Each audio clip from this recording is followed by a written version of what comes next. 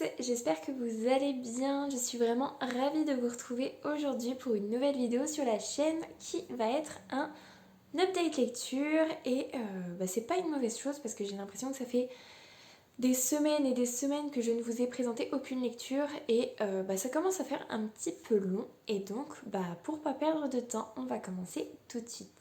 Alors, le premier livre que j'ai lu ces dernières semaines, ça doit faire quand même 3 semaines ou 15 jours que je l'ai terminé, ça commence à remonter un petit peu. C'est Animal, donc La malédiction de Boucle d'Or de Victor Dixon que j'ai aux éditions Pôle Fiction. Donc celui-là en fait je l'avais reçu dans ma box Once Upon a Book de Noël dernier, je crois, si je ne dis pas de bêtises. Dans cette histoire, c'est une réécriture tout simplement du conte de Boucle d'Or. On a sur la 4e de couverture Victor Dixon qui nous dit qu'un jour il a fait un rêve et où dans ce rêve, le personnage principal, donc celui de Boucle d'Or, lui apparaissait. Et quand il s'est réveillé, il a relu en fait le conte de Boucle d'Or et il s'est rendu compte qu'il n'y avait pas vraiment de fin, pas de suite et pas de fin. Une fois qu'elle est rentrée dans la cabane des 3 ours, ça se finit un peu, pas comme un cheveu sur la soupe, mais presque. Et donc lui, il a eu envie de donner une suite en fait à cette histoire. Et la suite, c'est Animal. Et donc dans cette histoire, on va suivre le personnage de Blonde qui est présentée ici, qui est une jeune femme qui vient d'avoir 17 ans, je crois. Je suis plus trop sûre, mais une jeune femme qui, depuis quasiment sa naissance, vit dans un couvent et est élevée par les nonnes. Et elle a une lenteur particulière, elle a des lunettes au vert bleu, elle a toujours froid, elle est un peu mal aimée de tous. Essentiellement parce que elle est un peu recluse du fait que elle soit différente des autres, mais il y a également aussi sa chevelure qui est blonde comme pas possible et soyeux, et vraiment elle a une chevelure magnifique et donc toutes les autres jeunes filles du couvent la jalousent un petit peu. Et voilà, en gros l'histoire elle commence comme ça. Donc on va suivre le personnage de Blonde qui va petit à petit faire des recherches et découvrir en fait son lien avec sa famille biologique entre guillemets. Et forcément, sa famille biologique, on s'en doute dès le début, et c'est un peu long avant que elle percute. Mais bon, ça c'est une autre histoire. Sa famille biologique, en fait, c'est Boucle d'Or et voilà. En gros, voilà à peu près l'histoire. Maintenant, ce qu'il faut savoir, c'est que j'avais déjà commencé à essayer de le lire il y a quelques mois. J'avais lu que le prologue, donc vraiment genre 3 pages, et je m'étais arrêtée parce que le prologue, ça mettait vraiment le contexte historique. Donc on est aux alentours, on est dans les années 1832, donc on a tout le contexte avec Napoléon, avec la guerre en Russie, Enfin voilà, moi qui n'aime pas trop tout ce qui est historique, là j'avoue que ça m'a plombé direct en fait. Sauf que je me suis lancée finalement et j'ai vraiment beaucoup apprécié ma lecture. C'était super top, j'ai vraiment adoré retrouver la plume de Victor Dixon. Je pense que j'aime sa façon d'écrire. Je saurais pas trop vous dire ce qu'il a de particulier. J'arriverais pas, je pense, à le reconnaître en fait si on me présentait une de ses œuvres et que je ne savais pas que c'était de lui. Je pense que je me dirais pas ah c'est lui, mais j'aime bien comment il écrit parce que je pensais que Phobos c'était peut-être particulier, j'avais peut-être juste vraiment totalement accroché par l'originalité de l'histoire, on va dire. Mais en fait, là, clairement en fait j'ai bien apprécié alors que contexte historique, Napoléon, tout ça, pas trop mon truc. Les nonnes, le couvent qui n'est absolument pas mon truc, mais vraiment pas. Et ça ne m'a posé aucun problème à aucun moment. C'était super bien en fait. J'ai vraiment eu... En fait, j'avais autant envie que Blonde de savoir d'où elle venait, le pourquoi du comment ça s'était goupillé. Et à chaque fois qu'elle faisait des découvertes, qu'elle devait s'arrêter dans ses recherches pour une raison X ou Y, qu'elle était frustrée de devoir arrêter ses recherches, et ben je ressentais exactement la même chose et c'était vraiment super cool. Il y a juste un tout petit détail qui m'a un petit peu chiffonné. Alors, pas rédhibitoire, mais un petit peu quand même. Forcément, hein, Blonde, on sait que c'est le résultat de Boucle d'Or et les Trois Ours. Enfin, et l'ours plutôt, on va dire. Euh, donc, il y a un petit côté zoophilie qui n'est pas clairement apporté en fait dans le récit. C'est jamais dit clairement, mais on le sait, c'est subtil et c'est pas vraiment des ours en fait, c'est plutôt des humains qui subissent une malédiction, la malédiction de l'ours. Et il y a un côté très animal quand même, même si ça reste des humains. Et j'avoue que ce petit point-là, quand c'était abordé, même si c'est, comme je le dis, hein, c'est très... c'est pas caché, mais c'est très subtil. J'avoue que de temps en temps, ça me faisait un petit peu... voilà, ça me mettait un petit peu mal à l'aise.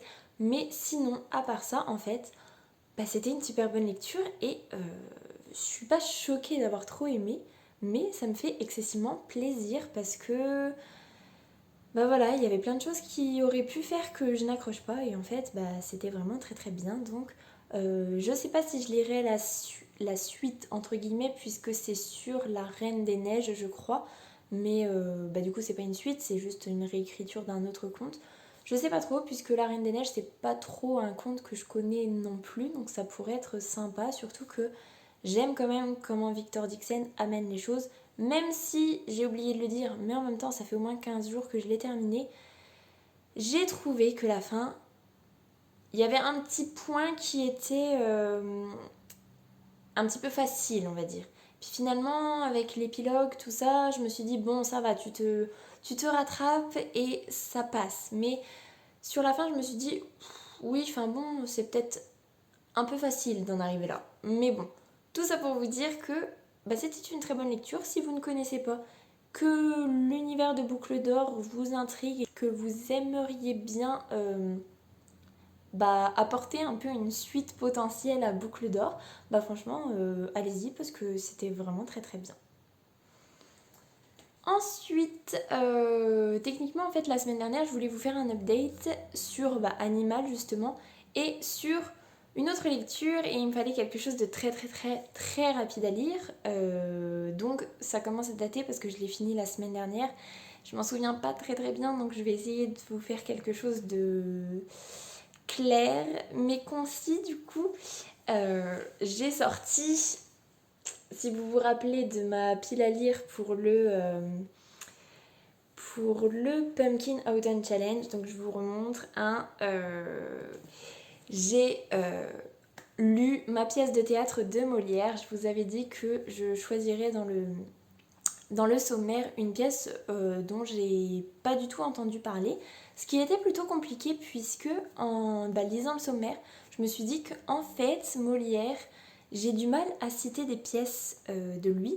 Il y a les plus connues qui me viennent très vite, mais finalement en fait il y en a beaucoup que je connais déjà, que j'ai déjà lu, et du coup ça m'a fait plaisir parce que ça m'a redonné aussi un petit peu envie de les relire parce que c'était vraiment très très cool de me dire ah oui c'est vrai qu'il a écrit ça aussi et que c'était trop bien. Bref, j'ai décidé de lire Le Dépit amoureux, essentiellement parce que c'était pas très très long, ça faisait à peu près une soixantaine de pages je crois, et pour vous faire un résumé, ça va pas être le meilleur résumé de ma vie mais bon, on va suivre un triangle amoureux, je dirais, entre Éraste, Lucille et Valère, je crois. Comme dans beaucoup de pièces de Molière, on va avoir énormément de quiproquos qui vont engendrer des situations totalement complexes et totalement drôles par certains aspects. Ouais, c'est plutôt un triangle amoureux, même s'il y a des éléments qui se rajoutent au fur et à mesure qui sont un petit peu. Qui vont bifurquer vers un quatuor amoureux. Je sais pas trop si on peut dire ça comme ça. Mais en gros, on va avoir Lucille qui est promise à Valère, sauf que Valère est totalement amoureux d'elle, mais elle, pas du tout. Et à contrario, Lucille, elle a pour amant Éraste, qui sont tous les deux fous amoureux l'un de l'autre. Et donc forcément, c'est compliqué parce que Lucille, elle doit épouser Valère alors qu'elle ne l'aime pas, et elle n'a pas le droit d'épouser Éraste alors qu'elle est totalement folle de lui. Donc voilà, mais les quiproquos vont s'en mêler et voilà. On va aboutir à quelque chose d'assez cocasse et d'assez sympa. Je pense que c'est à peu près ça le résumé que je peux vous en faire. Je suis pas trop satisfaite, mais en même temps, c'est une pièce de théâtre de 60 pages, je peux pas trop m'étaler. Et franchement, c'était cool de retrouver Molière. J'avais complètement oublié le côté très... alors, est-ce que c'est Molière ou est-ce que c'est les pièces de théâtre de cette époque-là? Mais j'avais complètement oublié le côté... on va faire des monologues de presque une page pour au final ne donner qu'une seule idée. En une phrase, ça pourrait être dit, mais non, on va vraiment monologuer pendant une page et ça dure des plombes et des plombes pour au final juste donner une idée. Et alors c'était pas vraiment agaçant, c'était juste, ça m'a fait un peu sourire. Je me suis dit que en fait oui, Molière c'est un peu ça quand même, mais c'était quand même sympa parce que c'est la tournure des phrases, c'est très poétique, c'est voilà, c'est toute une ambiance en fait les pièces de théâtre, et c'est vrai que j'adore en lire, j'adore encore plus en voir au théâtre, mais c'est vrai que c'était super sympa et ça m'a aussi redonné envie de voir, enfin de revoir plutôt le film Molière en fait. Et voilà, je pense que pendant les vacances de la Toussaint, je me le referai peut-être parce que c'est un très bon film et que voilà, j'ai envie de savoir si j'ai loupé des références au dépit amoureux que je n'avais pas lu, parce que Molière, si vous l'avez vu, il y a énormément de références à toutes ces pièces. Mais quand on n'a pas tout lu, forcément, il y en a certaines qu'on peut laisser passer. Et voilà, j'aimerais bien savoir si je retrouve des choses du dépit amoureux ou pas. Et voilà, en gros, pour celui-là, je vais pas m'étaler plus parce que voilà, c'est une pièce de théâtre de Molière, tout le monde connaît et il n'y a pas grand-chose à en dire d'autre. Et ensuite, pour finir, j'ai enfin terminé ma relecture de la saga Twilight avec le tome 4, donc Révélation de Stéphanie Meyer, que j'ai au livre de poche jeunesse. Pour tout vous dire, je viens de le terminer. En fait, je viens de finir de le lire et je voulais absolument quand même le faire rentrer dans cette update aujourd'hui. Donc c'est pour ça que je tourne plutôt tard dans la journée et que éventuellement la luminosité n'a pas l'air si bien que ça. Bref, pas de résumé. Franchement, je vous fais pas de résumé. Par contre, au niveau de mon ressenti, je ne sais plus le nombre de fois où je l'ai relu. Je sais que c'est beaucoup plus que tentation et hésitation, mais beaucoup moins que fascination. Et ça a fait exactement comme les 3 premiers. Le premier, je savais que je l'adorais, et le fait de le redécouvrir presque 10 ans après, c'était vraiment un coup de cœur et c'était vraiment super bien. Je me souvenais que le 2, je l'aimais un peu moins et le 3, pas du tout. Et en les relisant, c'était pareil. Même si en fait j'ai apprécié l'ambiance et de retrouver les personnages, même si dans le 3 c'était juste pas possible. Mais je savais que le 4, je l'adorais. Et ça n'a pas été une déception du tout. J'ai adoré ma relecture. C'était tellement bien. J'adore les personnages dans celui-là. J'adore tous les nouveaux vampires qui viennent se greffer. Euh, J'adore Nessie. J'ai pas trop grand chose d'autre à vous en dire que en fait, j'étais très contente d'avoir fait cette relecture. Du coup, en fait, à la base, je voulais relire les 4 avant de lire Midnight Sun. Je vous avoue que là, en fait, je suis au bord de l'overdose et du coup, je pense que je lirai Midnight Sun plutôt au mois de novembre. Là, je me laisse un mois où je ne lis pas Stephanie Meyer. Non pas que je ne l'aime plus, mais overdose un petit peu. Mais par contre, à part vous dire que j'ai apprécié, hein, voilà, je vais peut-être étayer autre chose. Il faut savoir que je suis une grande fan de cette saga-là depuis le début, depuis vraiment le tout début, avant même que ce soit connu. D'où le fait que j'ai été très très heureuse quand elle a commencé à faire parler d'elle. Et quand les films sont sortis, j'avoue, j'étais dépitée. Je ne suis pas du tout fan des films, je les trouve horribles, vraiment horribles, mais je trouvais que le 4 partie 1 et le 4 partie 2 étaient bien meilleurs que les trois premiers, qu'au niveau de l'adaptation c'était beaucoup mieux. Le 4 partie 2, je trouvais que le final était bien plus grandiose, bien plus fun et plus poignant que dans le livre où c'est des chapitres où on s'ennuie un peu parce que c'est énormément de blabla. Mais du coup, ce que j'ai fait en fait quand j'ai terminé la partie 2 de celui-là, j'ai immédiatement en fait regardé Révélation partie 1 pour vraiment me mettre directement dans je viens de relire, je regarde le film directement.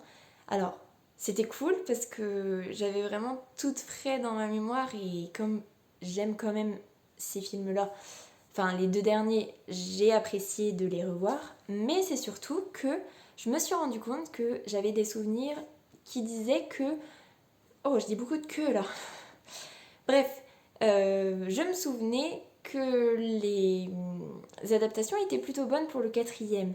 Et en fait, la partie 1, je me suis rendu compte que c'était pas super finalement, que c'était surtout au niveau du traitement des personnages. Dans le livre, on va avoir Édouard qui est un amour, il souffre énormément, mais il fait tout pour Bella, il est là pour la soutenir, il est là pour ne pas montrer trop le fait qu'il souffre, qu'il soit malheureux, il fait tout pour l'aider elle. Et par contre, on va avoir Rosalie qui est là en garde du corps pour Bella, mais qui au final, à travers les échanges que Édouard et Jacob vont avoir, on va se rendre compte qu'en fait Rosalie, elle s'en fout de Bella complètement. Elle, ce qu'elle veut, c'est récupérer son bébé et c'est tout.